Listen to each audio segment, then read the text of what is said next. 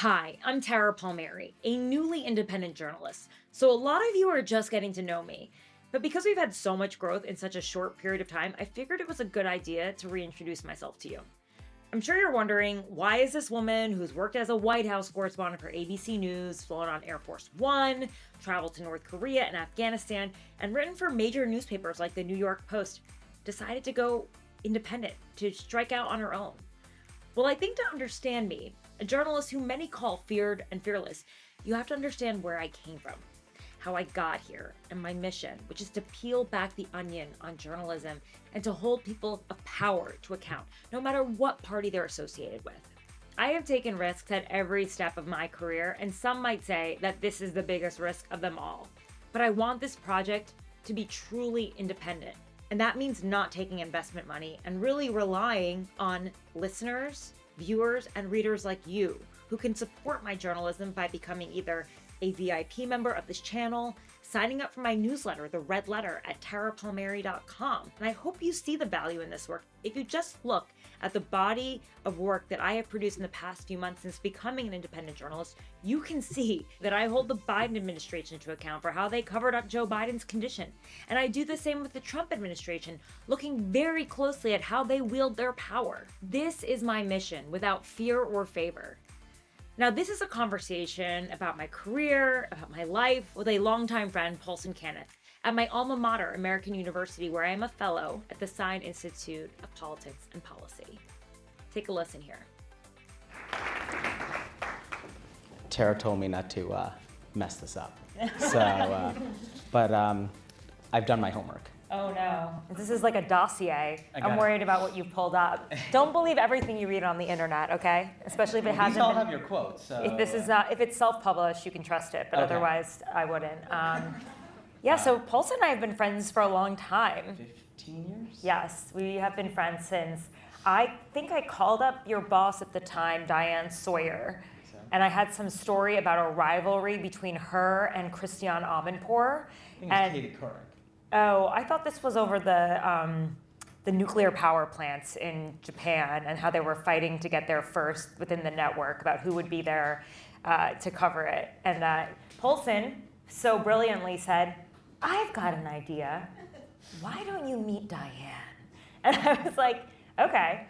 And so you brought me to... all I remember from that lunch was both of you had salads and I had a burger and fries, and then all of you kept picking my French fries off my plate. Because that's what we do. That's what we do. I have one thing in common with Diane Sawyer, the legend. And we had an AU alum that connected us as well, Right. and said you guys should meet. So, Right. And here we are today. Yes, and then Diane Sawyer sent my grandmother a picture of herself signed, so that was a thing you did back in the day, right? I still like a good autograph. An autograph, exactly. I still haven't gotten yours, so. Yeah, well, I'm working on it. We still have to Okay. get the pictures and everything. I'll send it. So wait, is this about me or is this about you? I think we should establish that we have a friendship so that we Yes. make it known that this is a very biased interview, in the sense that you love me and you have not been digging up dirt on me in this very thick packet. Well, there are very few people I would do this for. And and also our friend Lee back there from development, who put as when they send the big squeeze to, make you do things, and Amy Dacey, of course. So great to be here at AU at the Stein Institute, and thank you to SOC, Career Center, Alumni Association. I don't know any other groups I've forgotten. KPU. I don't know if they're. No, I don't think they're. No. But we still like KPU. We love them. Yeah, Kennedy. But this is about you. Okay, sure. Shoot, let's go. So, the one thing I love about Tara is, it's like a ball of energy, right? But, you came from Italian, Polish roots, went to Catholic school, from Jersey. Yeah. I read somewhere that they filmed some of The Sopranos by where. Yes, they filmed it in one of my best friend's pork stores. That's what we call them, delis in Jersey. Blue collar. Yeah, they tried to cast my dad in The Sopranos because he looks like a mobster. Yeah, I'm serious, as an extra. And first to graduate with a 4-year degree? Yes, my mom is from Poland. I'm the first person in my family to graduate from college. So yeah, this was a big deal for them. So what was that like? like, how did you get here? You said you didn't know journalists until you came to American. AU. Yeah, I and had it was never Nick met Clooney. one. Yeah, George Clooney's dad, who's a professor at SOC. Yes, Nick Clooney. He was a great professor. Yeah, I think I really just wanted to get out of the town that I was from. And I really was always listening to like politics and watching the news. I was watching CNN. I don't know if you guys are probably too young to remember this, but they started playing like wars on television. You could actually watch a war play out on TV on CNN. And so, I come from... Which war was this? It was the war in Yugoslavia. Okay. I mean, that was the one that So I is that first 90s? remember. The Yeah, 90s. and there was the one in the Middle East. I'm blanking on it right now. The Iraq War? No, the first invasion. The Gulf? Yeah, exactly. Okay. So I come from a family of like traumatized war victims, and all they want to do is watch the war on CNN because my mom's family is from Poland. My grandmother was in a camp in Hamburg, and like this is what they were used to. And so I'm watching it on TV. I'm pretending I'm like a war correspondent underneath my bed with my karaoke machine. I'm recording it, and I'm just watching all this journalism. My dad's obsessed with like right-wing, talk radio. So I've got to listen to him and his stuff. And just like there's so much media around me, and everyone's always talking about it. Like everyone's watching media, they're reading it, and they called me the Jersey Journal when I was a kid because I was literally just like picking up information in the neighborhood and then like sharing it with the neighbors. So Do you still have copies of the Jersey Journal? It was actually never in print. It was just relayed. But I do have so many notebooks from as young as like 5 years old. I have, as soon as I could start writing, I would say like, hi, like, dear diary, it was nice out today. And I would spy on people in it, and I would write in there. And I have these, I still write in a journal. To this day, I write in a journal all the time. And so I just think it was in my DNA. But I was never encouraged or told to be a journalist. It just wasn't a thing. Like, it was too glamorous of a job. Like, to my parents, that was like telling them, I want to be an actor. You had to get a professional degree, and you had to have like to my dad, he would always say to me, Tara, go be a teacher, you'll get the summers off, and you get great benefits. And that's great. I admire teachers, and that's what they should do. And that's great, but like to my father, like I probably somehow disappointed him by not having like 3 kids and being married and having I was kind of in the job. same boat, not about the 3 kids, but more about like... He called my mom the cook, the chief cook and bottle washer, and I wondered if that was a joke or not, or if he really meant it. So it was like a very old school, like Italian American. Like his mother never worked. My mom did work. Actually, she was very ambitious, and she did get a 2-year degree, and she works as a legal assistant. But like, she just didn't have what I had coming from like Soviet Poland, and.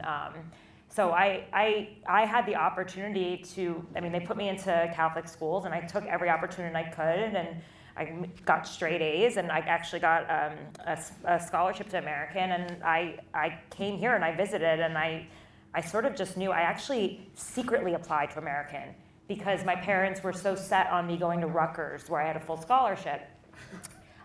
So I had secretly applied on the Common App, which I don't know if that still exists, but it was free. Is that a thing? Okay. Yeah, it was free, so I didn't have to ask for a credit card.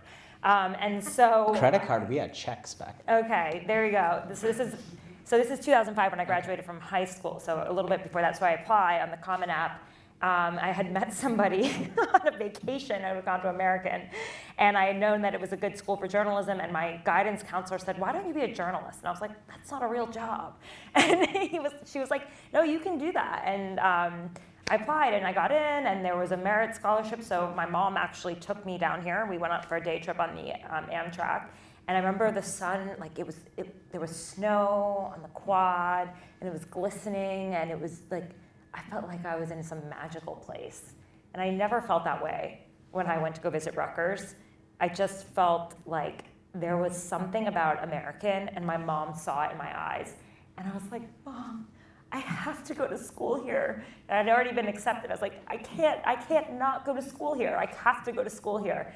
And she called my dad, I remember, and she was like, Peter, we're gonna have to go send her to school there.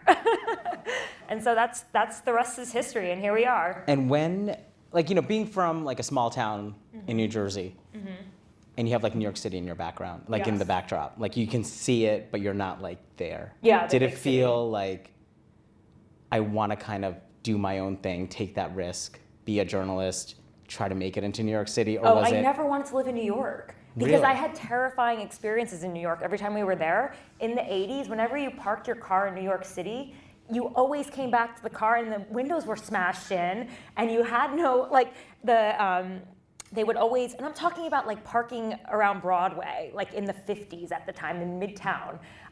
You always had, the glove compartment was like a disaster. The number of traumatizing experiences I had in New York City, I was like, I never want to go there. I hated it. I used to be like, it smells like smoke. And my mom, one of her closest friends lived there, so she used to drag me there all the time. No, I was really obsessed with becoming like a journalist in Washington. And I was not that interested in New York. It's something that I actually, even after college, I wanted to stay in Washington. It wasn't until I got hired at the New York Post that I moved back to New York, and I was kind of reluctant to do so. I really liked Washington, but yeah, sure, having big city dreams. But it also meant that when you were 16, you always had like a fake ID, and whenever you could get into New York, you did, or you took the bus, because there was like So you had a fake ID? Oh yeah, it was my mom's ID actually, and then we scrubbed out the name. It was really easy at the time to make a fake Jersey license. I'm telling you guys everything, but this is the truth, you know, the full story. And yeah, so we would go out in the nightclubs, but you could at the time. Now, I mean, try to get into a nightclub. Did you use a fake ID here at AU? Yeah, I did actually. It was my cousin, because my cousin looked like me and she was 2 years older, so I had her ID. Well, I got to bring it back to the conversation about how, you know, No, the I'm careers. not saying you should fake. No, listen, I'm not saying you should do this, but when I think the statute of limitation is passed, okay, at this point. Look, I'm not here. I'm not a lawyer. So you know, you've taken risks. I think as you're one of the few people I know that's taking so many risks. And don't look at my paper. I found this quote from you. When you were working at Politico in Europe, in Brussels. Yes. They hired a gutsy girl who worked at Page Six to come through and destroy this town. That is Tara Palmeri talking about Brussels and the EU. They did. They wanted. So tell me about the risks and how hard it is to take risks, especially right now in journalism, because you've done podcasts, you've kind of done journalistic startups. Yes, I'm definitely an entrepreneur at heart, and I didn't realize that was a word, but like I like being on the front lines of things. I like going to risky places. I think that actually makes like a good journalist, like the person who's going to run into the buyer, like the burning building, head towards the bomb. Like I remember when I was at the airport, when a bomb went off at the Brussels airport, and I started running towards the airport. Most people would be running away from it, but like that was the reason that CNBC called me, and they saw my tweets, they saw the news I was breaking, and they were like, would you go on air? And that was the first real opportunity for me to have a reporting experience on television. And by the end of the day, they had offered me an on-air position as a contributor.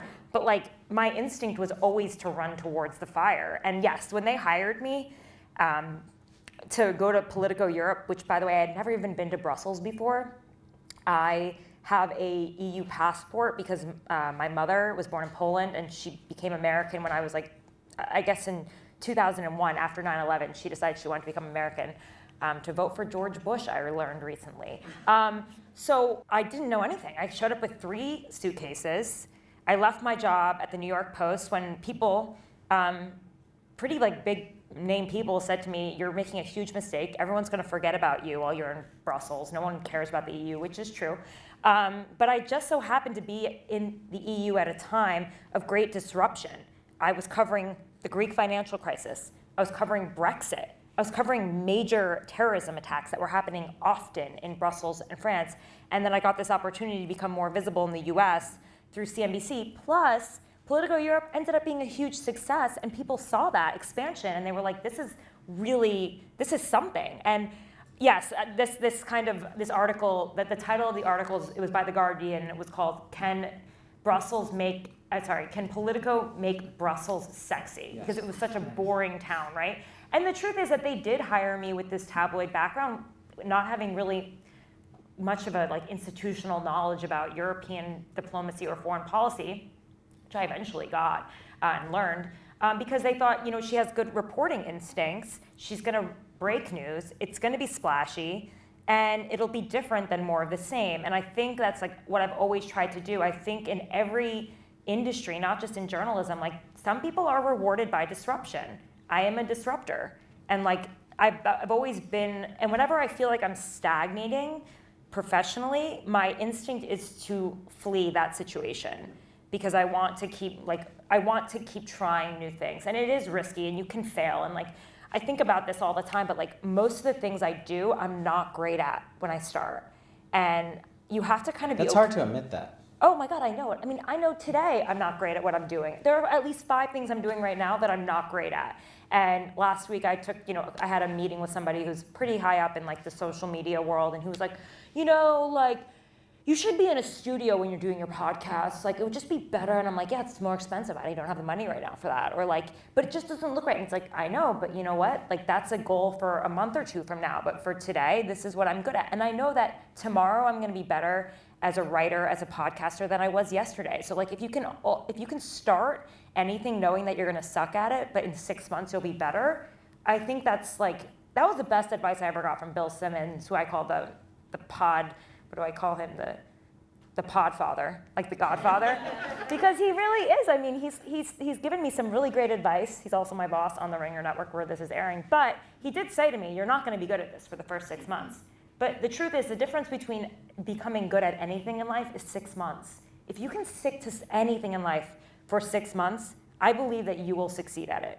Is there a level of fear you had? Like, when you packed up, left New York, went to Brussels, 0 sources, 0 connections. I have this thing where I'm like okay with jumping off a cliff, and then I'm okay. But then I realize, oh my God, it's really hard to fly. Oh my God, I'm halfway up. Or do you think but that stems from like, when you harken back to like New Jersey? Yeah. Like growing, like you wanted to leave that Yes. that small town and that you wanted to go somewhere different? Probably. I mean, I never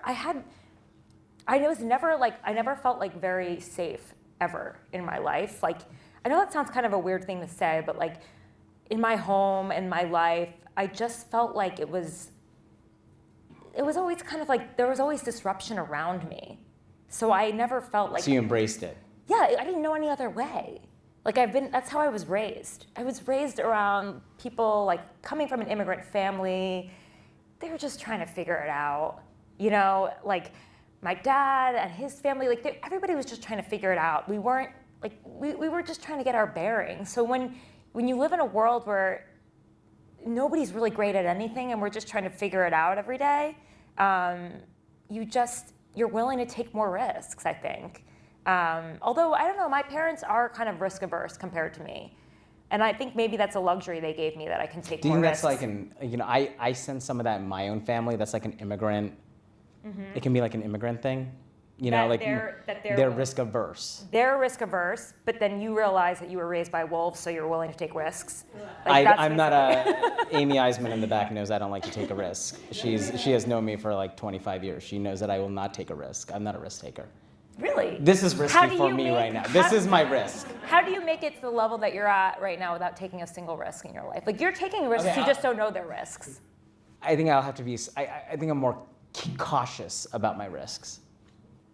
Calculated, cautious. I like to say cautious because I think of every scenario first. I didn't think, though, going to Brussels was a risk because, to me, I felt that I was stagnating. I had made it to exactly where I wanted to make it at the New York Post. I was at City Hall. I was in the same room as Maggie Haberman and Ben Smith and Annie Carney and Michael Grimbaum and Michael Barbero, and it was the A team of all the top, like basically the above the fold, the New York Times, the New York Post. It was all the top people, and that was my dream. And I had gotten there, and once I made it to that mountain, I was like, okay, what's next? And not that I had made it to their level, but I just made it to the point where I was like, I got here. This is great. But now, and they moved on to different things, but I knew that like I wanted a new adventure, and I also knew that the only way for me to leave the New York Post and to make it to that next step in my career in the direction that I wanted to go to, I needed some sort of like finishing school or something like that. And I always wanted to be a foreign correspondent. Like, I was hiding under my bed covering wars because I had this desire to go see. In New Jersey. Yeah, because I had the desire for adventure. I had the desire for a new experience. Now, once I got there, I will tell you, I called my old editor on the second month, and I was like, I think I made a mistake. I'm watching Netflix. I'm bored. I don't have friends yet. Luckily, one of my friends came to visit, and he was really fun and took me out, and I made a ton of friends in one weekend, and that whole like sob fest was over. Another reason why, if you can get through anything for 6 months, you'll be fine. I remember, like at my new job, my boss, Carrie Budoff Brown, saw me in the dry cleaner or the laundromat reading a like EU for Dummies book, and she just thought that was like the funniest thing. But I really didn't know anything about what I was covering, and it was difficult. So was that sort of like a swashbuckling pirate type? Yeah, it was fun. You know. I watched the movie Foreign Correspondent before I went there. I don't know if you've ever seen it, and it was kind of about this like gutsy woman who just went to Europe and chased the story. And I just always had a feeling like if you don't understand the story, just chase it anyway and you'll figure it out. I mean, we're resourceful. That's what that is what we as journalists are good at, is figuring shit out, being resourceful. Are we allowed to say that? Yeah, you can. Okay. This isn't CNN. No, we can say, like, I'm just saying for the student audience. I'm just looking at Amy. They're adults, right? I think we're adults in here. You can raise your hand if you feel uncomfortable. We'll edit it out. So we talked about risks, entrepreneurship, startup culture. You've taken the biggest risk recently. Is it? You're kind of starting up your own thing. You have what, 8 staff members now? People. Yeah, not staff, but like contract people. Contract people. What's the name of your company? Oh, yeah, not right now. You can say an initial and then keep going. Yeah, I'll disclose that another day. But here's the thing: the risk to me was staying again in the same place, because I think in 10 years from now, I'll look back on this moment. I'm 37, and I think in 10 years from now, I'll look back on it and be like, why didn't I start something on my own sooner? And I believe I'm investing in myself every day, and I'm investing in a company that's going to be bigger, and I have a vision. And I think that I am in a unique situation where I don't have children, and so I'm not like married or supporting someone, and I'm finally at a stage in my life where I feel confident enough that I could do this. So it kind of everything blended together. Plus, I had spent the last year in a new media venture doing a podcast, already taking a pretty big risk by leaving a pretty well-known masthead Politico to go to a place called Puck, where when I started working there, people were like, what's Puck? But they knew who I was. They knew Tara Palmeri was.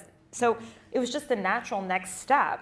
And everybody who was doing what I'm doing right now looked like they were having a lot more fun than the people who were working in major media organizations. Like, to me, going to a newsroom like the ones I've worked in before, there wasn't a single one of them. Like, there wasn't a single network that looked exciting to me. There wasn't a single cable news network that excited me. There wasn't a single newspaper that excited me. To me, they were all just trying to figure out how to swim. And I'm like, here's a speedboat. Plus, I mean, I have the partnership with YouTube, which is really helpful. I've got a show on Spotify. I'm reaching an audience that isn't going to those traditional news sources anymore. I'm meeting an audience where they are and where it's growing, not in a place that's sinking. So I actually think this isn't a risk. I think this is survival at this point in the way that the media landscape looks.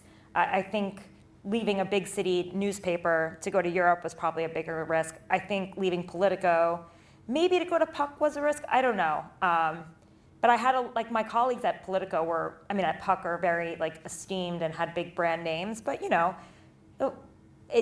wasn't like I was in charge of the leadership there. I was just a writer among them, and I had some equity. But I'm in charge of the leadership. Like, I know what I'm making. I know where I'm going, and I really like it. I'm having a great time. I haven't looked back once, which is the best feeling of all. Because I think a lot of people worry before they take a risk or they make a jump. Am I going to look back and regret this? But this is one of the few times in my life where I haven't had that call to my editor. It's a lot more responsibility. I made a mistake, because I have had those moments in life. Yeah, it's a lot more responsibility, but it's you. You are creating your own destiny. You sink or swim based on what you do. Some days you have good days, some days you have bad days, and for me, I'm really enjoying it. So this hasn't felt like the biggest risk to me. I think other moments in my life have. I think maybe I think there were, when I left Page Six, people said to me, how could you leave Page Six to go to the general assignment section, to go be a runner and knock on doors and run around the country? Everyone will forget about you. Page Six is the place to be. And it's like, Page Six is so prestigious. And it's like, no, it's not for me. You just know when something isn't for you anymore. And I see the future and where it's going. And the future to me is new media. And the future is YouTube. The future isn't even YouTube. The present is YouTube. I am behind because I started last month. I wish I started 2 years ago. I wish I started 3 years ago. So that's where I'm at. And I think that other journalists are going to be following, and I'll be I guess you could call it a trailblazer, in the sense that I'm a journalist that is taking it from a more, I'm really basing this on my reporting, whereas a lot of people have created content on YouTube based on opinion. That's been the predominant, although there are some really great investigative journalists on YouTube, like Johnny Harris and others. But to see people jump from mainstream media to YouTube, it doesn't happen all the time. What's a typical day like? I wake up, I have a coffee, take the dog out, probably start bothering Jane over there in the corner. She's working for me as an assistant. She's killing it, and she actually helps me a lot with social media, because she understands it, and it's her generation, Gen Z, that I'm really trying to attract and bring in, because they are just this is the audience. What are people getting wrong about social media right now? I don't know. Honestly, I think the one thing that people like us are getting wrong is that you can go from TV news to social media and sound like and present like a TV anchor. People don't want that. It's just like they're not tuning into their phones to watch TV. They're tuning into their phones to watch a different type of program. Like something raw. A raw program. Like if I told you, okay, you can watch Angelina Jolie sitting down for an interview with, I don't know, Deborah Norville, if she's still around, on TV and sitting across, and they have their moments and their shots. Or you can watch Angelina Jolie talking into her phone, maybe with a little less makeup on, in her house. I bet you more people would want to watch Angelina Jolie in her house talking into her phone. It's like there is a moment right now where people just want authenticity, and they don't want the slickness. They don't want the production. Like, I noticed a difference in my numbers between talking into the phone and giving a short tidbit of news versus produced news. And when I talk into the phone, it just does better in the algorithm. People like it. It feels more real. They don't want highly produced content on their phone. Maybe they'll want it on TV, but they don't want it on their phones. And I think that's what all the networks are getting wrong, and they're wasting a lot of money on this. And they don't even want you to look like a TV correspondent on your phone. Like, they want to see what you wear in your house. They want to see your dog. Like, they want to see your life. It's, which can be Is very... your dog in your... I mean, I should integrate her more, because she's definitely the cuter half. I mean, I would love to, but I think she'd crush it. Dog news, I really do. You can follow her on Pancetta. I think it's D DuPont. Every time we move, we change her handle. But yeah, you can follow her on Instagram. She's a hit.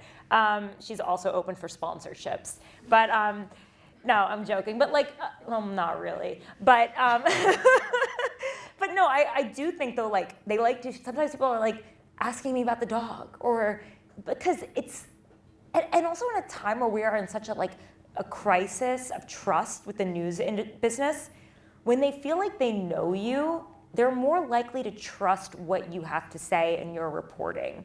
Whereas if you are the news anchor sitting in a desk, thousands of miles away, looking perfect, sounding perfect, reading from a teleprompter, bright lighting, right everything, I mean, it doesn't translate in this world. And I also think that's why the podcasting format has become so popular, is because it's a time where people don't speak perfectly. Look at our president.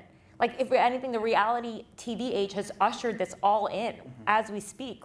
The documentation of life, the reality TV, the vlogging that you see essentially on phones. We are in a moment right now where the news industry doesn't catch up to this. They're going to lose people. So what's been your most effective post?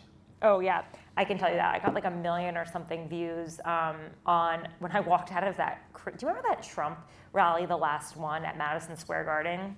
I basically just looked into my phone and was like, that was some weird shit. And like, and it was. Sorry, Amy. I'm loving this. Yeah, and so I just said, okay, can I just go through all the people that Trump just offended? And I just listed them off, and I said, okay, but here's the problem. Pennsylvania, da-da-da-da-da, here's this. And this is what they're saying now. Boom, and I'm walking out, lighting sucks, I'm walking out here, it's loud, you can hear the cityscape, you know that I was just in there. Millions and millions of people shared it on TikTok. It was crazy. Like, that was my best thing. How many social media platforms are you on? The only one I think I'm not on is Truth Social.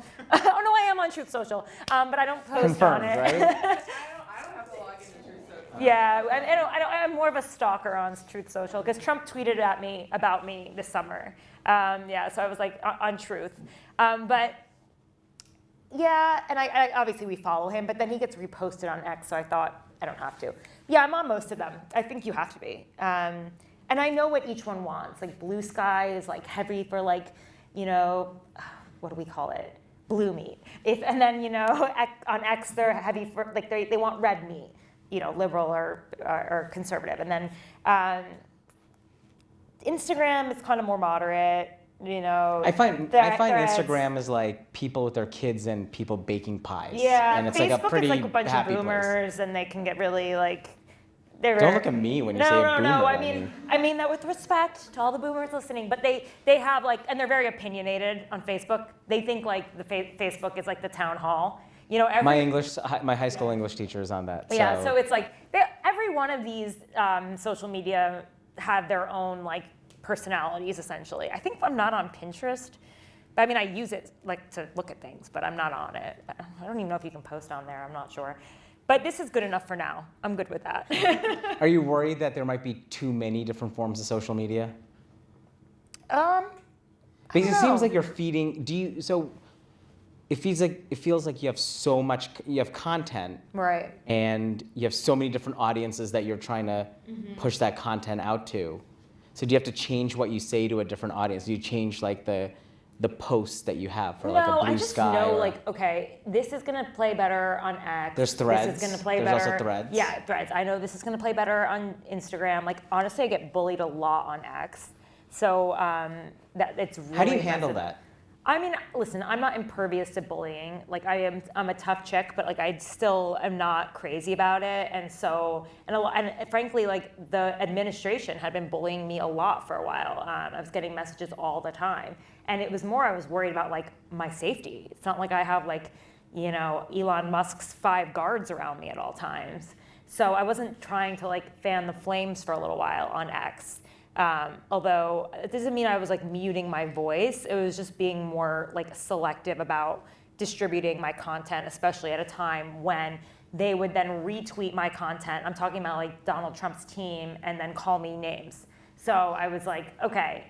But now I'm back on, so I just felt like it was, and then the people that followed them were attacking me, and I don't have time to find out what threat is real or isn't real.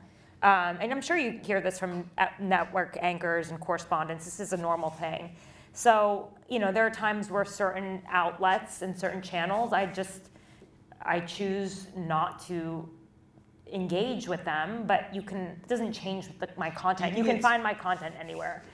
As a journalist, do you think it's important to interact with those people that are, you know, threatening me? Not threatening you, obviously not them, but the people who are commenting on your posts or... Yeah, I do. And like even people who are saying like, you're a hack. I'm like, okay, thanks. Or sometimes I mean, today I posted a video with Michael Cohen and like, listen, I have my own feelings about Michael Cohen.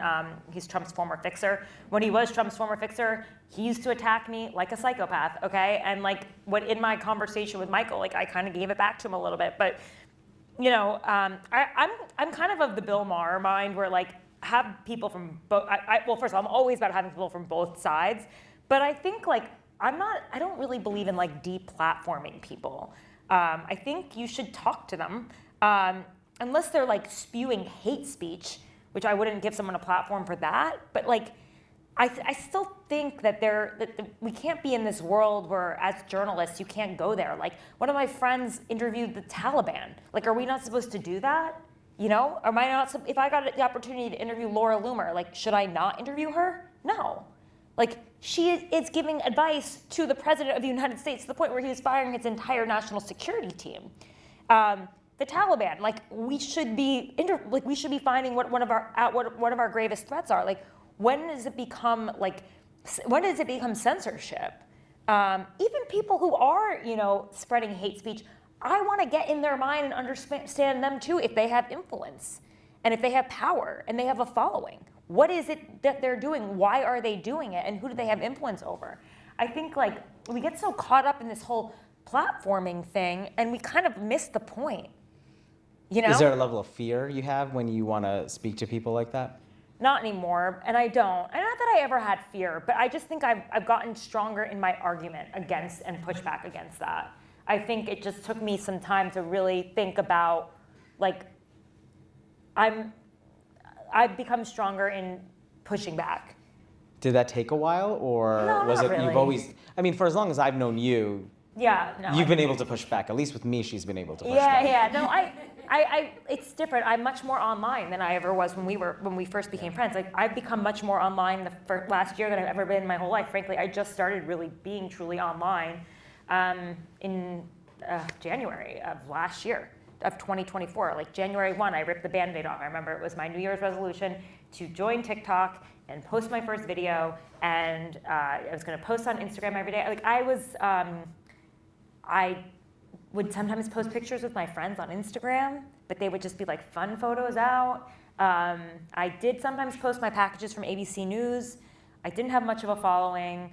I had a partner at the time who did not want me to post at all on Instagram. He just wanted our lives to be completely private, and I lived with him, so that was kind of difficult. And so it was like it was hard for me. It was really hard for me to decide to, like, step out. And a lot of people come to me and they're like, I know I have to go on Instagram. I know I have to go on TikTok. How do I do it? And I'm like, I mean, that was more terrifying to me than a lot of than like starting my own business was getting out there. But and I remember I was sitting in front of the phone for hours, just like editing it and figuring it out. I'm like, what am I doing? What am I doing? And it's like, I was really intimidated by it, really, really intimidated. And it paid off. I mean, I was able to more than like quadruple my followings, and grow, my own profile, the show. I was able to grow an audience for the show, able to grow an audience that bought subscriptions to Puck, and I don't think I'd be in the position I am today to launch my own venture if I hadn't been growing my profile for the past year. Like, you really can't do it without having some base of, and frankly, like, I will say, when I talk to people that want to do work with me, they look at that. They look at how many people you have following you on your socials. They want to know, if we partner with you, can you sell things? What are your numbers like? And what types of people follow you? What's the age? What's the gender? What's the demographic? They want to know if you are influential. Like, being a news influencer is a thing, especially if you're selling products. Mm-hmm. Do you think you should have done something differently so far in your career? That's a good question. Yes. I kind of think I may have stumped you a little over here. No. I've thought about this one. I don't think going to ABC News was the right choice for me.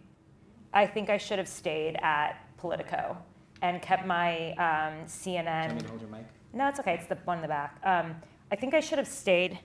Ooh, let me make sure I didn't lose that. Yeah, we're still on. Okay. I think I should have stayed at Politico, and I think I should have stayed at CNN as a contributor, because I was going on TV a lot at CNN. I was able to break news at Politico and then talk about it on CNN. I was building my profile. I was in a space. You're building your brand. Yeah, I was building my brand as someone who broke news. And then once I went into a really big network, I thought it was a really big deal at the time. I was like, oh my God, it's network news. Millions and millions of people are watching you. And I thought it's a bigger audience than CNN too. And I was like, this is a bigger deal. But the truth is, I could have stayed at CNN and Politico and truly built my brand about who I was, who I deeply am, which is a reporter who likes to investigate and to dig into things and break news. And when I got to ABC, it really became so much about how I looked and how I presented. And they spent so much time trying to fix my presentation and turned me into someone who was acceptable for a mass audience. And like people who watch Good Morning America and World News Tonight, it took like 6 months for me to get on air because they were spending so much time even trying to like change my accent. And I call myself Tara because that's what my mom calls me, but it was like Tara was what one of the coaches suggested, and I was like, yeah, that's not going to work. But there were so many ways in which they were trying to get me to fit a mold of what they already had and what they were used to. They didn't want to take a risk on some scrappy girl from Jersey and see if the audience liked me. They wanted me to fit into what their audience already liked. And the lesson I learned from that is, well, first of all, after I left, I went on to go do a podcast, and one of the first things that my boss, Adam Davidson from NPR, said, and he's been in radio for a long time. He created Planet Money. He's a really, really brilliant guy. He's like, we got to scrub this broadcast voice they gave you. You sound like a man, and you sound robotic. Hi, I'm Tara Palmeri for ABC News. Because like there is a deep bias that people have that when they hear a higher voice, they think that it is not as authoritative as a man's voice, which is lower. So we were sort of like, the consultants were like, a little, like you coached you to speak a little bit lower, a little breathier. And that was just to appeal to a huge audience, but I don't need a huge audience. The truth is, like in this age, the huge audience is going to go to the people who are being the most authentic to who they are. And I'm not even looking to be broad or mass appeal. I'm not looking to be Walmart. Like I'm just looking to be the shop that I set up. And whoever wants to come to my shop, I will make my products, the best product, the best news product for you. And I'm okay with being niche. So I think that was a mistake for me. Luckily, it took a little bit of time, but I eventually regained my confidence after that period of time where I really did feel like I wasn't myself, trying to fit into a network that I knew I didn't really fit into. And I felt that eventually I sounded like myself again. And I found myself, which is something everybody kind of needs to do. But it happened in my 30s, and what I would say early 30s, like a very consequential time in your career that probably could have been better used advancing my chops as a political reporter. But then again, life is weird. Everything works out for a reason. Having 2 podcasts already set me up for the podcast I have now. Investigating Jeffrey Epstein was some of the most consequential work I think I've ever done.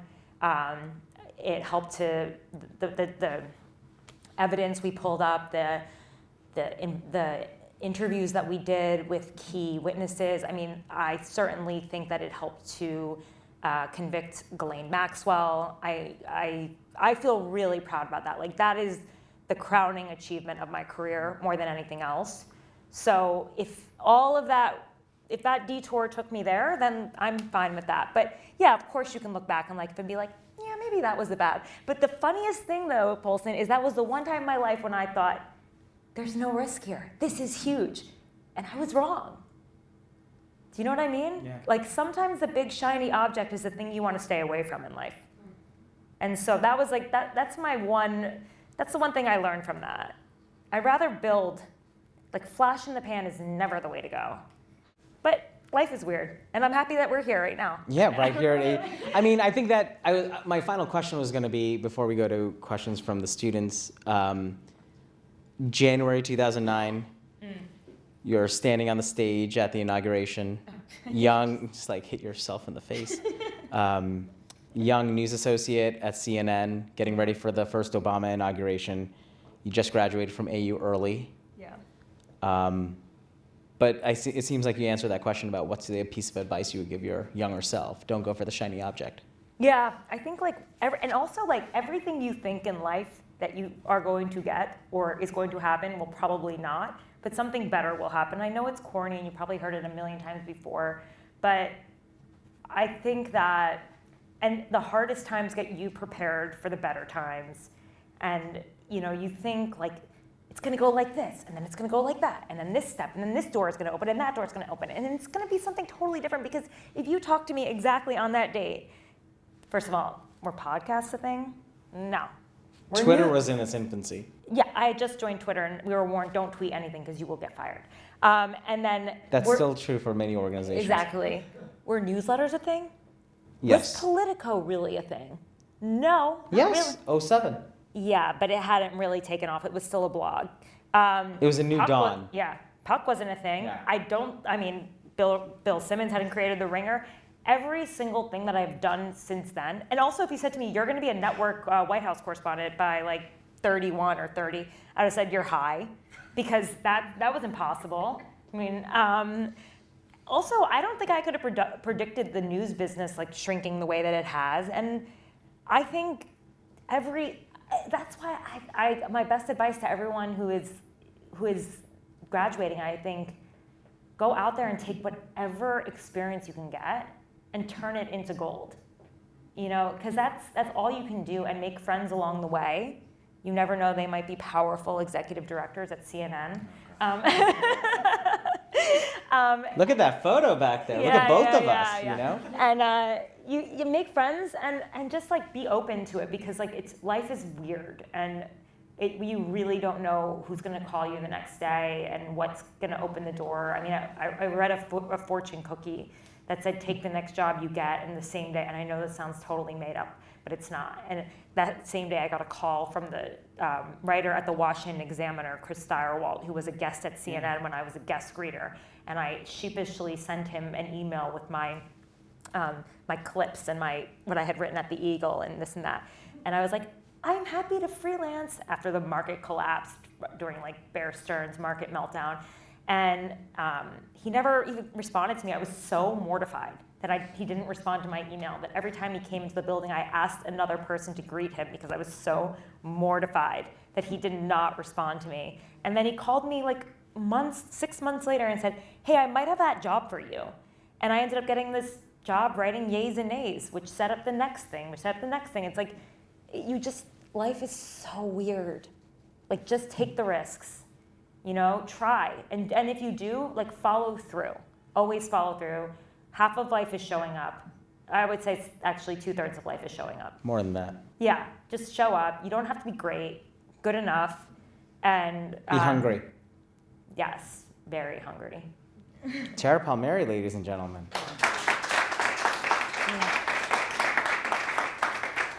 And now we're gonna go to some audience questions. Yeah, you said your dad was right-wing and your mom gained citizenship to vote for Bush. Yeah. How did you kind of break away from your parents' political views and shape what you are today? Yeah, you know, my mom voted for Bush, which was surprising to me, because she also voted for Hillary and then Trump and then Kamala. She's independent. I was surprised to hear that. But I think she's just someone who votes with her pocketbook, like very much the type of like just independent kind of. I actually grew up in a district that was always red. Mikey Sherrill, though, flipped that seat, and in the blue wave, moderate, blue dog Democrat. So yeah, I'm not really surprised she's probably more typical. My dad is, a lot of Italian Americans are very conservative. It was one of the first. It was one of the first ethnic groups to come out for Trump.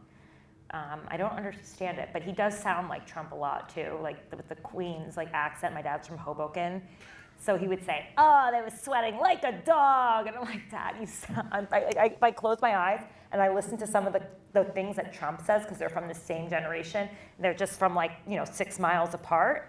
I'm like, "Oh my God, it sounds like my father." This is crazy. Hey. I have 2 questions. One of them was about the tangent that you went on about authenticity in the news. I wanted to ask, do you think that rising parasocialism is a danger when it comes to trusting news sources, especially if you're getting them from independent or newly established sourcings? You said parasocialism? Yeah, like you used the example, was it like Gwyneth Paltrow or like Anne Hathaway? You named an actress. Yeah. Saying they'd rather see her in her house with a little less makeup compared to like on the movie screen, Yeah. or, like on or broadcast. And I feel like there's a distinct level of performance in the two, whether it be talking from like a more emotional, personal stance about what's going on in the world versus the more like polished broadcast, like networking thing that you see. Yeah, I mean, in terms of just disinformation and people pretending to be journalists when they're not, I mean, that is a concern of mine. That's why I actually think that this could be what I am creating, which I hope will one day include more journalists that follow in this path, either through my own organization that I want to grow or others, or through other operations that are like this. Like, I hope that they have actual reporting experience and chops and understand like the rules of reporting and how to report. I see a lot of these like people who are not journalists but sort of playing the role of journalists, sort of like I did as a child, but they're on TikTok and on Instagram, and they say, the Senate is allegedly meeting at 6. It's like, no, the Senate's meeting at 6 because it's on the calendar. There's very like basic skills of reporting that I learned, frankly, over 15 years as a reporter working for many different news organizations. And so I do worry about that, people pretending to be journalists, spreading disinformation through that because they look and feel like journalists or say they're journalists. But there are actually a lot of really good independent investigative journalists out there as well, who seem to know what they're doing and they are able to share their methods and what they're doing. So I'm or some of them take reporting from other journalists and say it's their own, which is concerning to me too. It's obviously stealing. There's a lot that needs to be regulated. Then there's the whole influencer world where there's some of these kind of like political influencers for the right and the left that are being paid for by PACs, okay? So they're being paid by PACs to create content on the web that supports a political party, and it's not disclosed. Unlike if you played it on TV, if it was an ad on TV, you'd have to say this is paid for by the people who hate Donald Trump, or this is paid for by the people who hate, Chuck Schumer. So it's like, we don't have that anymore. This is the wild, wild west of not only journalism, but information in general, and it hasn't been regulated, and it is very concerning. And I hope that I'm trying to, I want to lead an example of raising the standard. Although I will tell you, I struggle with it myself. Like, there are days where I'll post something and the story develops or it changes or I got a word wrong and I'm like, do I pull the whole post down? Do I put a comment? If the New York Times got something wrong, they would put a comment at the bottom of their story and say, we updated it. But what do you do when it's a video? How do you deal with that? So it's like, these are the things that I'm trying to work out as well when we live in this social media world that we live in right now. And yes, disinformation spreads all the time. And then the second question that I had, you went on a separate tangent talking about how social media journalism or new forms of journalism that are mostly independent are the future. I was wondering what your thoughts on, you mentioned that you wrote from the Eagle, I read at the Blackbird, another news journalism organization on campus. I just wanted to know your thoughts about the role of student journalism, especially at AU. I feel like because we're in the capital city, there's so much that gets put on our front door. But do you think that student journalism is going to sort of not be on parallel, but at least trend the same towards national journalism?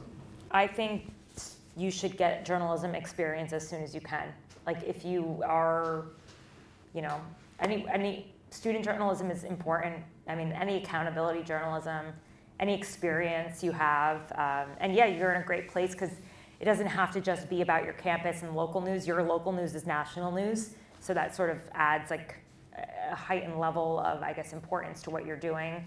But one of the great writers of our time, I will say, despite some scandal around her recently, Olivia Nuzzi, she started writing for I think the Asbury Press in New Jersey at 16 years old, and she wrote such scathing columns that she pissed off Chris Christie, the governor at the time, and he remembered Olivia and every column she wrote as a 16-year-old because she was just so poignant and so on it. And I just think it doesn't matter how old you are. If you can tell a story and you are good at reporting, and your craft is always going to be valuable. You started talking a little bit about your morning routine. I'm interested in where do you get your news? What's your morning routine? How do you stay involved in, I assume that involves throughout the day? Yeah, so I wake up in the morning and I read Axios. That's around my coffee time because it's smart brevity and it doesn't take as many brain cells. And not to say it's not smart, it is. It's just not. It's just easier. You don't have to sit down for a full story. Then after the coffee is kicked in, I'll read Playbook. I'm a little bit of a political junkie, So I sort of get lost in those two spaces for a little bit. And then by the time I'm done reading Playbook, I'm being hit trying to push my own content out. And then I'm keeping up with the news of the day everywhere else. And honestly, like, Jane keeps me up to date on what's breaking. I get alerts and notifications, but because I'm creating original content, like, it's very hard for me, to be honest, to keep up with news that's breaking throughout the day, all day long. As someone said to me, oh, did you see that RFK Jr. got spoofed by a fake Elon Musk and was asked to go swimming in the pool with him? And I was like, no. I'm like, I can barely keep up with, like, the major stories that are happening. Plus, I'm on the phone with my sources. I'm trying to break stories and then get the background that's already out there. So it's hard, but I like newsletters. They're easy for me. I look on, I look on feeds. Like, X is not quite what it was, but yeah. Cindy, before you go, can I ask one quick last question of Polson? Polson, I'm curious, you were president of student government, and I'm just wondering here at AU, and I'm just wondering how that influenced your work or what lessons you took from that. You're so mean to bring that up. No, I was the president of student government. Tara, this is like a setup. This is a setup. Yeah. I was student government president here many years ago, and it was probably one of the best experiences of my life. It helped me deal with people. It helped me deal with people in Washington specifically, and because you dealt with a lot of people who thought they were senators and representatives in college, and how to work with people. Well said. Thank you. Thank you both. He's become an introvert ever since. I'll come out next time you have to do this in like 20 years. To support my journalism, please hit that subscribe button and share this with your friends. To get my reports first and straight to your inbox, consider becoming a subscriber to my newsletter, The Red Letter, at tarapalmeri.com. You can also become a VIP member of this channel, or even go a step further if you have the means by donating to my GoFundMe page. You can find it in the description to this show. See you again soon.